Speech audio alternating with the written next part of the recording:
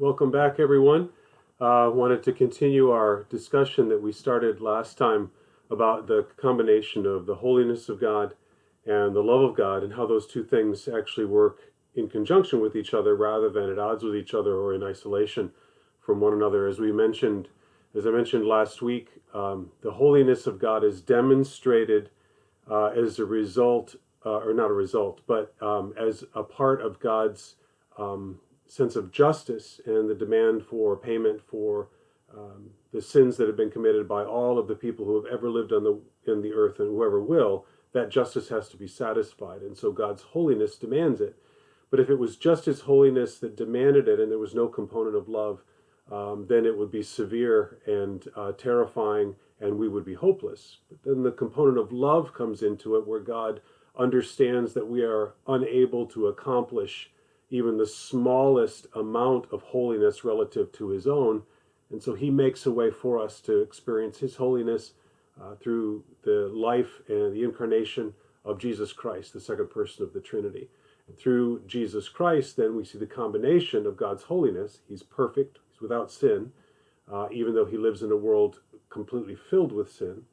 And He demonstrates love out of that holiness. So I guess the perfect equation for what holiness and love looks like, and why we as Christians are called to bear that particular mark, as Schaeffer would say, is the cross, the crucifixion. That's no surprise to a believer, shouldn't be a surprise to a believer, but that's the perfect example of what holiness means when it's combined with love. The demonstration of a holy God demanding justice, and that being paid or met, the atonement, but then also it's paid or met through a demonstration of love from someone for someone, this love of Christ by Christ for those who are both unlovely and unable to love in return. That's what's most remarkable, I think, about the combination of these two things depicted so beautifully in the image of the crucifixion of Christ. Today I'd like to talk then about how that is our mark. How is the mark of the Christian a demonstration of that love? And the easy thing to do, the logical thing to do, would be then to say, okay, well then how do I do that? If I explain a concept to a student, their next logical question is going to be, how do I apply that to what I am doing? And that's where it's a little bit tricky, because for the Christian to go into that particular mode, how do I? We're actually asking kind of the wrong question. The question should be, who do I? Not how do I love, but who do I love? And this is where we have to be sure that we don't get it backwards. We don't start demonstrating the love of Christ by loving other people. That's not where it begins. That's where it ends. The beginning of our relationship with Jesus Christ and the demonstration of that love is how we find our peace, our hope, our comfort, our encouragement, all of those things that we desire in a relationship that involves love. We have to find those in Christ first. So it's not how do I love other people, but who do I love first? And it's Christ that has to be the draw. It's Christ who has to be the component that we are compelled to approach, compelled to seek, compelled to throw ourselves in pursuit of. This is where it begins. And as far as my relationship with Christ is developed in love, that's a demonstration then that you will see in my life toward other people, and not just toward people who are lovely or lovable, but toward people who are very difficult to love or challenging to love. And the Scripture, the New Testament in particular, but the Scripture is full of examples of how people loved, how the mark of the Christian New Testament is exemplified to the world around them, not because they loved other people well first, but because they were lost in their love for Christ first. One of the five solas, that Christ himself is ultimate or preeminent, or Christ, God alone, and that's our pursuit first. And once we have pursued that, then the idea of loving other people is immediate, and the possibility of loving other people is actual. You can't love, I guess the way to reduce this is you can't love other people, Christian or non-Christian, lovable or unlovable. You can't do it as a Christian if you haven't first found the love of Christ overflowing in you. And that means a pursuit of Christ first. Jesus spoke to his disciples in the latter chapters of John, of course, telling them that you have to know me as I know the Father. And the more they knew Christ, of course, the more they fell in love with him. This is true in a relationship that's healthy, certainly.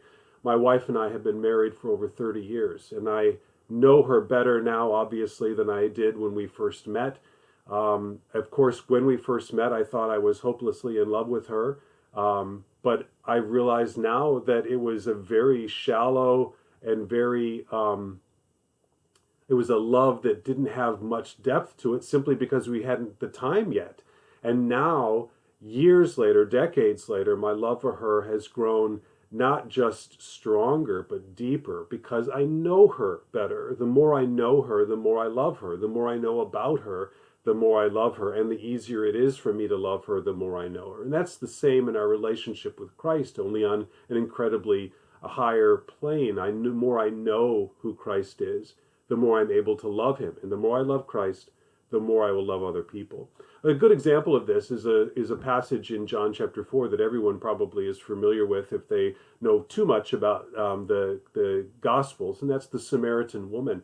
Here you have a woman who is in many senses, in terms of the public expectation, unlovely. She is a Samaritan, so that means she's not fully Jewish, so she would be on the outskirts of social acceptance.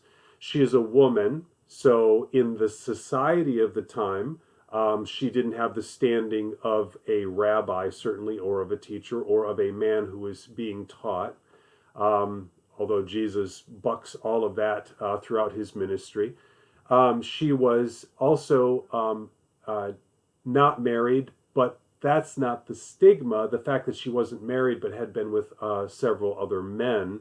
So adultery is part of it as well. And so Jesus is talking with a woman who, for all intents and purposes, is way outside the parameters of what their society at the time would call lovable or love-worthy. But he demonstrates what a Christian should look like. This is what the mark of a Christian should be, is to love people like this. But how does he do it? He confronts her sin, certainly. He talks to her about her sin. When she changes the subject to talk about worship, he goes there with her and he talks about worship. He talks about living water, the kinds of things that you would expect in a story that's developing about the gospel. But the interesting thing to me is, relative to what we're talking about today, is her response to this ultimately. Now, at first she responds by trying to avoid the question or dodge the question or get the focus off of her. And that's, of course, anytime our sin comes to light, our first response is going to be to get the light somewhere else. But her response after Jesus is finished with his conversation with her is very compelling. Let me read for you at the end of this section. It's in John chapter 4, verse 27. It says, at this point his disciples came, and they marveled that he had been speaking with a woman. Yet no one said, who do you seek, or why do you speak with her? So the woman left her water pot and went into the city and said to the men, and this is where it's very interesting. Listen to what she says to the men. Come see a man who told me all the things that I have done. This is not the Christ, is it? She doesn't say, listen to what Jesus said to me. She doesn't say, I need to go and love other people the way I was just loved. She says, come see the man. The first thing that you need to do is come see the Christ. And when you come see the Christ, other things begin to come into focus. What came into focus for her? She didn't wake up that morning thinking, I'm sure, I need to find the Messiah today. But when she woke up and went to get water, doing day-to-day ordinary things, and she's confronted with Christ, what happens? She goes away telling other people, what? You need to see this man. You need to come in here. I think this is the Christ. So it's revelatory for her, and the more she understands who it is that she was confronted by, the more eager she is then to tell other people, you too need to be confronted by this Christ. You need to be drawn to this Christ as well. There's another passage that deals with this also. If we look at John chapter 8, Jesus says something very interesting. Excuse me, I've got a little bit of an allergy issue going on, I think. John chapter 8, verse 12, Jesus says, again, therefore Jesus spoke to them, saying, I am the light of the world. He who follows me shall not walk in darkness, but shall have the light of life. This is in the midst of a conversation with the Pharisees where they're questioning everything he does. But notice what Jesus says. He doesn't say, I am the light of the world. Now all of you go be lights in the world. Ultimately, that's what we are. We are the light that shines in the darkness. We are the ones who now represent Christ by being that light to the world. But his commandment wasn't, I am the light of the world, now you go be a bunch of matches. His argument was, I am the light of the world, and what? Listen to what he says. I am the light of the world. He who follows me shall not walk in darkness. So how is it that we go about as emissaries of light? The opposite of not walking in darkness. How do we do that? It's done when we find our identity and we find our purpose and we find our hope in the Messiah. Christ says, come and follow me. That's the first order of how we love. We love when we turn our eyes to Christ, not when we turn our eyes to the needs of the world. First, the needs of the world will come.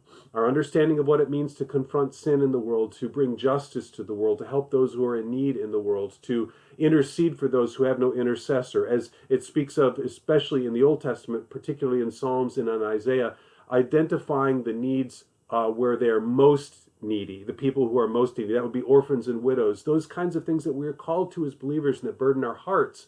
The unborn, the widow, the fatherless, those who have no defender. Our first response to them, our first demonstration of love to them, the first step that we take toward being Christians toward them is not to meet their needs, is not to intercede for them, is not to run to a program or a project or a mission.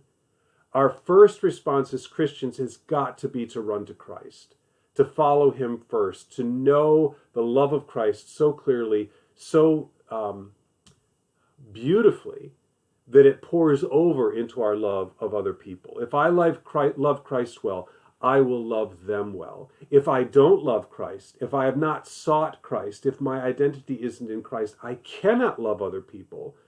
I can make a demonstration of it for a period of time, but it will die on the vine. I can love my children better if I love my wife well. I think that's a good metaphor. The better I love my wife, the more I love her and demonstrate my love for her, the more that will pour out toward those who are in our circle, my children as well. The more I love Christ, the more I will be able to love others. We're going to talk about this more next time and what that looks like in some practical examples in the scriptures. But thanks for listening again.